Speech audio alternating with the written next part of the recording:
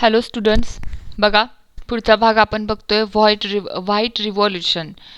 आपण green revolution बघितलं, हरित क्रांती, आता श्वेत क्रांती बघतोय.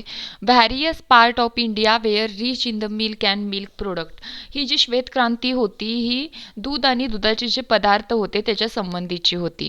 However those product were not sufficient to meet the need of the far flung region. बघा काही इंडियाच्या भरपूर भागामध्ये दूध आणि दुग्धजन्य पदार्थ असतात, परंतु काय होतं, हे पदार्थ प्रत्येक भागातच पोचतात असं नाही. Doctor Verghese Kurien proved through the cooperative movement and use of the biotechnology that dairy cannot be allied but it will be the mainstream business. Doctor Verghese Kurien हे जे होते यांनी काय सांगितलं की त्यांनी एक अशी चळवळ केली आणि त्या चळवळीमध्ये त्यांनी सांगितलं की डेअरी कॅनॉट बी अलाइड, की हा एक सोबतचा व्यवसाय नाही असू शकत, शेतीच्या सोबत केला जातो, बरोबर आहे का, हा एक मुख्य व्यवसाय सुद्धा असू शकतो.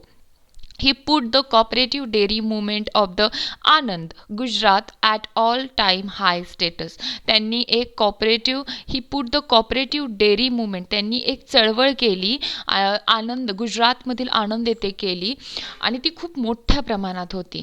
While achieving the self-sufficiency in dairy business, various experiments were performed for the quality control near dairy product and their preservation. बघा की काय सांगितलेलं आहे, डेअरी बिझनेसमध्ये हा जसा जसा वाढत गेला तसं तसं तिथे व्हॅरियस एक्सपेरिमेंट केली गेली, क्वालिटी कंट्रोल बघितलं गेलं, काही नवीन डेअरी प्रोडक्ट सुरू केले गेले आणि त्याचं प्रिझर्वेशन सुरू केलं. Why people from all over the world are again preferring the local wild varieties.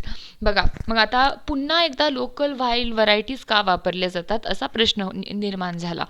Blue revolution, बघा नीलक्रांती, आता ही जी आहे ही वॉटरच्या रिलेटेड आहे. Production of various useful aquatic organism with the help of water is called blue revolution. बघा वेगवेगळे ॲक्वॅटिक ऑर्गॅनिझम निर्माण केले गेले with the help of water, याला आपण ब्ल्यू रिव्हॉल्युशन असं म्हटलं. नीलक्रांती, farm ponds and the fishes are very common in the East Asian country.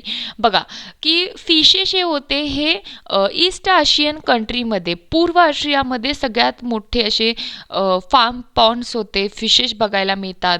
However people are not only thinking of cultivating the fish and streams but other aquatic animal and animals too. म्हणजे काय सांगितलेलं आहे बघा, peoples are not only thinking, की cultivate काय केलं पाहिजे, फक्त मासे कोळंबीच केले पाहिजेत असं नाही आहे, की तुम्ही वेगवेगळे पाण्यामधील प्राणी वनस्पती यांना सुद्धा कल्टिवेट करू शकता. Government of India has vowed to increase the production by the encouraging the people for the pisciculture by launching the program Neel Kranti Mission 2016. 50% to 100% subsidies are offered in this case. बघा जे हे व्यवसाय करत असतात यांना सरकारकडून 50% ते 100% एवढी सबसिडी देण्यात येते. Marine and fresh water fishery is possible on the large scale. बघा समुद्र आणि फ्रेश वॉटर म्हणजे नद्यांमध्ये जे फिशरी हा व्यवसाय चालतो, मत्स्य व्यवसाय हा पॉसिबल झाला मोठ्या स्केलवर. Fresh water fishes like rohu, catla and other fishery products like shrimps and lobsters are being cultured on the large scale. हे सगळं मोठ्या प्रमाणात घेतलं जाऊ लागलं. आता fertiliser, 2 type of fertiliser are used in agriculture. 2 प्रकारचे फर्टिलायझर ॲग्रिकल्चरमध्ये शेतीमध्ये वापरले जातात. One of those is the organic manure and other is the chemical fertiliser. एक जे आहे ते ऑर्गॅनिक मॅन्युअर आहे म्हणजे सेंद्रिय खत आहे, दुसरं जे आहे हे केमिकल फर्टिलायझर आहे. Water holding capacity of the soil improve with the soil conservation due to use of manure. जमिनीची वॉटर धरून ठेवण्याची क्षमता ही या मॅन्युअरमुळे काय झालं, वाढली सेंद्रिय खतांमुळे. Upper layer of soil essential in the agriculture is a formed due to the humus formation. Upper layer जो सॉईलचा असतो हा इसेन्शियल असतो शेतीसाठी, जिथं ह्युमस फॉर्म होतं. Various essential element like NPK म्हणजे नायट्रोजन, फॉस्फरस, पोटॅशियम हे अवेलेबल झाले क्रॉपला अर्थवॉर्म आणि फंगायमुळं. In soilless farming that is the hydroponic and liquid chemical fertiliser are used.